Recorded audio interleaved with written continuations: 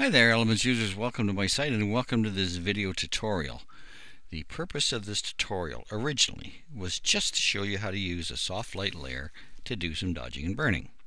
Well, as I started working through it, I realized that there are so many other techniques that you use in conjunction with a soft light layer for dodging and burning that I might as well just cover a whole bunch of different subjects all at once. So that's what I'm doing. We're going to look at blend modes, we're going to look at layer masks, and dodging and burning with a soft light layer. So we're going to start with this picture here. And you can see it's apparently a picture of a creek. It's called Grindstone Creek, actually. And here's the layers palette right here. It doesn't say anything on it, but if I click there, you can see the layers. Click there, turn it off. Nice little shortcut for having your layers available, but without junking up your whole screen. So let's go there. Now, to use the blend modes to change the exposure, the apparent exposure of an image, what you do is you drag this down to the new layer icon and you change this to screen. There are two blend modes that are like good for darkening and good for lightening. The multiply makes it darker and the screen makes it lighter. So screen is cool. So that's not quite where I want it to be, so I'm going to do it one more time. Okay, so let's take a look at it. Let's be critical. Now, what's happened here is that this right area on the right-hand side is very light. The water is way too light, and this stuff is way too dark. Let's look at the histogram, just for the heck of it. That's the histogram now. And before, the histogram was primarily clumped on the shadow side, and each one of these kind of stretched out a bit, but now it's all holy and it's ugly and yikes. Okay, so let's get rid of the histogram. Now what I want to do is I want to bring back some of this water. I can do that with the soft light layer, but I'm going to do it one other way, because I said layer masks, and by golly, we're going to use one.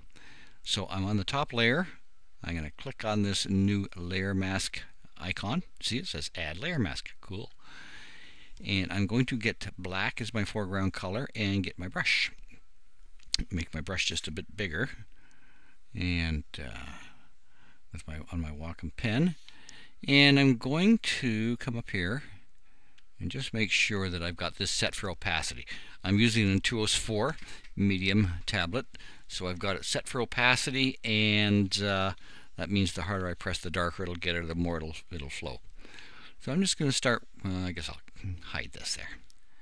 Okay, so now I'm just bringing back the water. And what it's doing is punching a hole through that top layer to the layer below so that its values show through. And I'll show you that. And I'll just keep painting away until I'm happy with it. And there we go. That looks pretty good. You know, that'll do it. So if I turn off these two and leave that one on, that's my layer mask, and I can actually go through and refine it now because I can see where I missed stuff. That's a technical term, stuff. Okay, so there it's done. The water is brought back. We got detail in the water. That is neat. Okay, now what we want to do is we want to deal with the rest of this. We want to darken this up, lighten this up, lighten the trees, maybe add a bit more darkness to this. So we're going to go down here and select the new layer icon, press the Alt key, tap on this, and it brings up the new layer thing. It's just a shortcut, another one of those little time-saving things. Soft light, fill with 50% gray. And you can see it's didn't make any changes at all. When I start painting with white or black, it'll start making changes. So let's close this down, put black as the foreground color, get the brush. Okay, so I'm just going to start painting over here. Remember, I've got this set for opacity. There. The harder I press, the darker it'll get. So we'll just kind of work around the ground, darken this up a bit. It looks so much richer, and the contrast is so much better when you do this. There we go.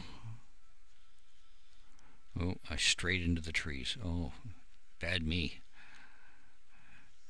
Okay, now I'm going to flip around and bring the white as the foreground color, hit the X key, and look at that, huh? There's all kinds of stuff in there.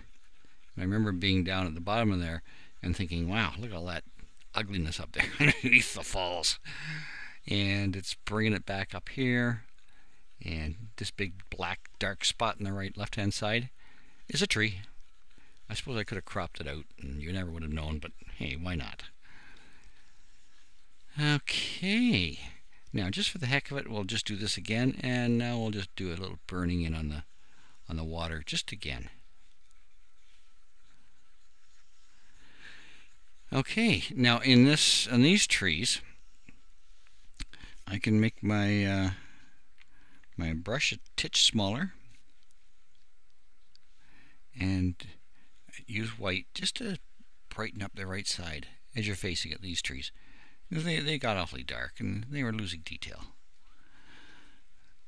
So there we go. That is a quick exposure change using blend modes, a soft light layer, and a layer mask. Kind of neat, huh? So there's the layers palette as it sits now. And if I press the Alt key and tap on this bottom eyeball, it'll turn off everything except this eyeball. So there we are. There's the before and after. I can just keep tapping and away we go. And if we flip on the there's the histogram. You can see it's now moved that clump of pixels. It's still fairly dark, but I like dark images. It's moved them from glomming up against the left edge. It's kind of brought them out a little bit. This here is a pixel or two that's completely black, no detail. Maybe up in here somewhere. And if I search around, I could probably find it, but I guess it really doesn't matter. Okay, there we go. So that's how you do this. 3 different techniques to do one thing. Okay, so let's get over here. There we go. There it is. Now let's look at a couple others that I've done, and we'll just take a look at them. I remember taking this picture. I really liked it, but when I got home and downloaded it, it was like, oh my God, what did I do? How did I do that? Well, obviously my light meter seems to have focused on this this "Do You Dare" sign, and in truth, it was a rainy, dark evening, and there wasn't much light. So this is what I've done with this one. I've already worked on it, as I said. There's the background. Now I made one copy of the background. Turn it to screen. It's much better. Did another copy. It's better still. And there's a third one. And you can see that it's starting to bring back some stuff. And also this white sign is starting to get very white. So on the layer mask, which I added, like I did on the water in the previous picture, I burned in this sign. Or I brought the layer mask, I painted on the layer mask to bring back what was here. And then I duplicated this one more time and fiddled around with the opacity of it. You can see the opacity here is changing up and down. So there's no dodge and burn on this one, because overall it's fairly equal, but it's not the way I wanted it to be originally. It's much closer now. The thing about it is a very noisy shot. If I get in close, you can see the noise. It's just awful. See, look at that, huh? And I've played with this one a lot, and I've even turned it into black and white. And as a black and white, it's a much better photograph. Anyways, this is not a black and white conversion. This is a dodge and burn. Next one. There we go. Looks like this plane is landing or tangled up in these wires or something. All I did was just a soft light layer on this. You can see it's a soft light there. Burned in the plane, or dodged out the plane, burned in the background, just to make the clouds more dramatic, which they were. They were quite dramatic that day. And lightened the plane up, because the sun was hitting the plane from direct on the side, so it was brilliant white, and the clouds were a nice dark color, so it looked really cool. And so I tried to duplicate that. The next one, okay, this guy in this BMW SUV figured, I guess, that he was entitled to make an illegal turn. Well, he didn't notice the two bike cops sitting right there on their bicycles. They tracked him down and gave him a ticket for doing said illegal turn. A bit dark, but I had to get the shot or I was going to lose it because they were busy doing their thing. I didn't have a tripod with me. Again, it was one of these late afternoon, early winter shots that, it's just not good. So rather than duplicate the background on this one, what I did was add a levels adjustment layer. Now when you add an adjustment layer, you can also change its blend mode, and you don't have to have the original background. So I just did that. And that also means that it's got this layer mask built in, and I can paint black over the windshield because the windshield now is getting a bit too bright already. So I just bring back the original windshield by punching a hole in here, and now we got it back again. Okay, kind of neat, huh? And then I did just dodging and burning around the background. So did some more work on the windshield, did the buildings, just to brighten or to darken down these really bright areas and the foreground. And there's one other thing I could do if I needed to. See the little stripies here on the guy's pants? I guess that's so we'll see them and not run them down. I can paint with white on those, see what happens. Yeah, there, just brings them up a little bit. Okay, there's another application. Last one, last but not least, this young lady working diligently as a sidewalk artist. And she was really working hard, ignoring everybody. You can see there's someone just laying right on the ground here taking pictures of her. I wasn't quite as obtrusive as that. I kind of stood back and took this shot. And I just did some dodging and burning. And you can see it's just a soft light layer, bit of dodging and burning, painting with black in the foreground. And it made it just a bit better contrast. There's the histogram.